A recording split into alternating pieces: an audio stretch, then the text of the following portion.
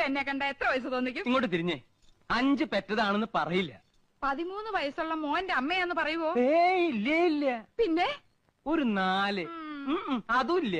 പിന്നെ 3 പറയോ? പുകഴ്ത്താണെന്ന് ധരിക്കരുത് കൗസു. ഒരു 2 അത് പറയും. അത് മതിയായിരുന്നു.